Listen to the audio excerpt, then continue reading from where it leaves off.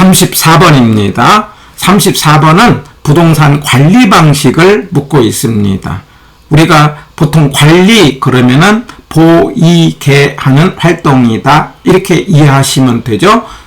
보존입니다. 이용 그리고 개량이죠. 개발이 아니고 보이개하는 활동이 관리인데 관리를 어떻게 할 거냐 해갖고 소극적이냐 적극적이냐에 따라서 우리가 시설관리 같은 경우는 소극적, 말하자면 고장난 부분만 고친다 이런 개념은 시설관리는 소극적, 그 다음에 자산관리는 돈을 늘려야 되기 때문에 적극적. 꼭 기억합니다. 시설관리는 소극적, 자산관리는 뭐라고 한다? 적극적. 그래서 시옷, 시옷, 지읒, 지읒 이렇게 하나 기억을 하시고요. 그 다음에 관리 내용에 따라서 우리가 법률적 관리, 경제적 관리, 기술적 관리 이렇게 하고 있는데 그 법률적 관리라는 것은 권리 같은 거, 예약이라든가 계약이라든가 이런 문제를 해결한다 그러면 법률적 관리로 보고 만약에 시설에 해당되는 우리가 위생, 설비, 보안, 보전 말하자면 위생관리, 설비관리, 보안관리, 그 다음에 보존관리 이런 말이 나오면은 이걸 기술적 관리라고 하는데 특별히 땅에 있어서 경계 문제를 해결하는 것은 우리가 기술적 관리의 내용으로 본다. 우리가 내 땅을 찾아오려면은 측량이라는 것이 들어가기 때문에 땅의 경계 문제를 해결하는 것은 기술적 관리다. 이렇게 내용적으로 법률적이냐 기술적이냐 그리고 나머지는 경제적이냐 이렇게 구분할 수가 있고 그리고 관리 방식에 따라서 우리가 주인이 직접 관리하는 것을 자치관리 내지는 자가관리라고 한다면은 전문가한테 맡겨서 하는 것을 위탁관리라고 하는 거죠. 그리고 일정 부분 맡기고 일정 부분 자기가 하면서 섞어서 하는 것을 우리는 혼합관리라고 합니다. 자, 그런데 가장 발달된 것은 위탁관리고 가장 오래된 것은 자가관리 내지는 자치관리인데 혼합관리는 양쪽을 하다 보니 책임 소재가 불분명하다라는 단점이 있죠. 이 정도 관리의 내용을 정리를 한 다음에 34번의 관리 방식은 위탁관리가 되겠죠. 그러니까 맡겨서 하는 거니까 전문성, 그 다음에 설비의 고도화, 업자의 관리 서비스를 받을 수 있다, 대형 건물 관리가 유용하다. 이런 것들은 위탁관리의 장점이 되겠어요. 그런데 자가관리 내지는 자치관리는 자기 건물을 자기가 관리하니까 지시라든가 통제라든가 아니면 기밀 유지라든가 이런 점에서는 자가관리의 장점이 있겠다. 이렇게 말할 수 있고 34번의 정답은 2번이 되겠습니다. 우리가 34-1과 34-2에서는 관리 쪽에서는 대개 말로 나온 문제가 상대적으로 쉬운 부분이어서 아마도 이번 34회 때 출제가 된다면은 34-1에 해당되는 비율임대차 바로 이런 내용이 출제 가능성이 있어서 여기에 나오는 34-1의 비율임대차 계산 문제 꼭 연습을 해 보시기 바랍니다. 우리가 임대차를 할 때 주거용은 조임대차, 조임대차라는 것은 조임대료, 그러면 개론에서는 총 그러죠. 총 임대료는 순임대료 더하기 뭐냐면은 비용이죠. 비용은 필요재 경비, 관리비 성격입니다. 순임료는 월세입니다. 이렇게 전체 받는 것을 조임대차라고 한다면은 건물의 임대료만 주고 관리비는 별도로 협상하는 것을 순임대차라고 해요. 그리고 매장용은 비율임대차인데 바로 이 비율 매상에 따라서 이제 비율로 그 건물의 임대료를 주는 것을 비율임대차인데 그러니까 비율임대차를 어떤 식으로 계산할 거냐라는 문제입니다. 자, 그러면 34-1에 보면은 기본의 면적이 500이래요. 그런데 이제 기본은요, 말하자면 일정의 손익분기점을 이해하면은 이제 말하자면 기본만 기본 임대료로 받고 손익분기점을 추가를 하면은 더 받겠다는 거죠. 그래서 우리가 기본 임대료는 6만 원을 받겠다는 거죠. 그리고 그 다음에 그 6만 원은 뭡니까? 저기 500에 대해서 6만 원 여기다가 제곱미터당 500 저기니까 6만 원이니까 기본 임대료가 3천만 원이 되는 거죠. 매상이 얼마까지?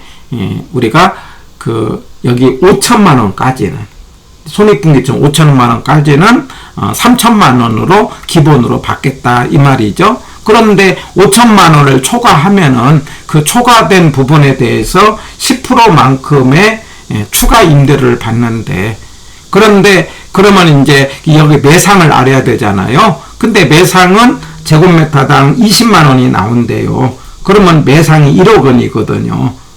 그러니까 매상이 1억 원이니까 기본 정해진 게 5천만 원을 초과하는 게 5천만 원을 초과했잖아요.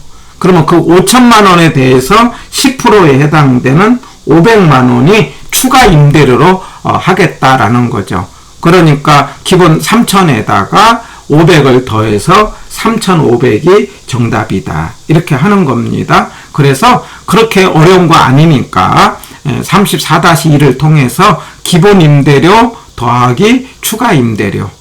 그래갖고 기본 제곱미터당 얼마씩 정한 거, 그리고 기준을 초과한 부분에 대해서 더 추가로 받는 것 합치면은 전체 비율임대차 계산 방식이 되겠습니다. 해서 34번의 정답은 4번이 되겠습니다.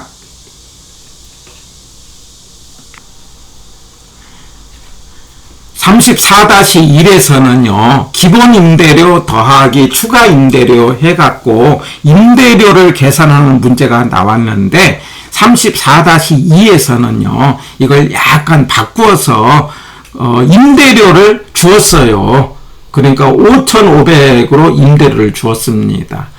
자, 그런데 말하자면 손익분기점이 얼마냐 묻고 있는 것을 손익분기점을 묻고 있어요. 얼마까지를 기본으로 잡을 거냐 이걸 묻고 있어요. 그러려고 한다면은요, 일단은 첫 번째 해야 될 것이 매상을 찾아야 돼요. 그래서 매상은 여기 면적이 1000이니까, 그리고 1000원에 대해서 매출이 얼마씩을 잡았냐면은 30만 원씩 잡았어요. 여기 30만 원 잡았습니다. 그러니까 매상은요 3억 원을 받고 있어요.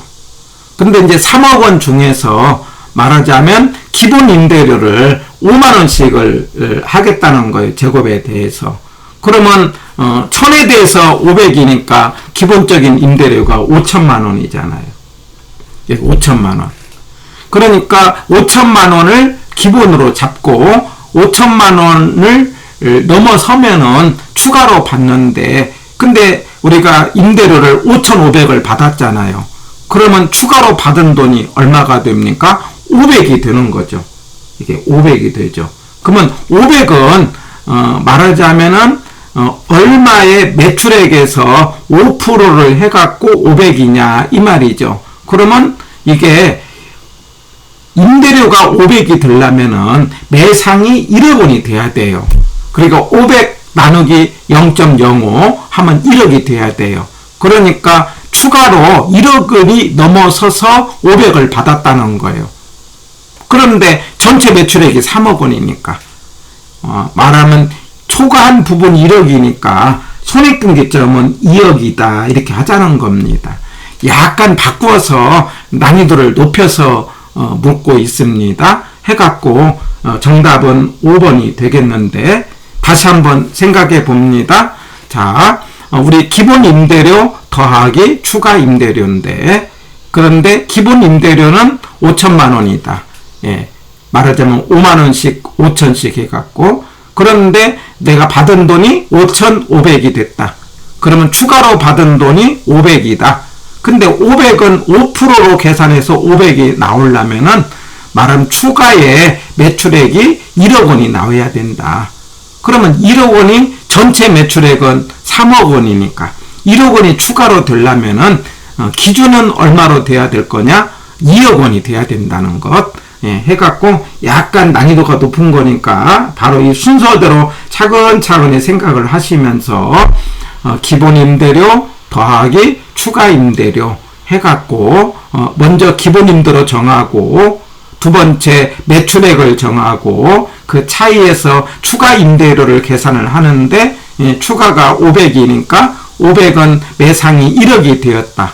그러려고 한다면은 손익분기점은 2억이 돼야 된다는 것 한번 생각해서 34번의 이 다시의 정답은 5번이 되겠습니다. 해가지고 이번 34번 전체 문제를 통해서는 관리에 관련된 문제, 특히 이 두 개의 계산 문제를 통해서 우리가 30회, 31회 출제가 되지 않습니까? 그러면 34회 때 한번 물어볼 여지가 있는 중요한 계산 문제가 되겠습니다.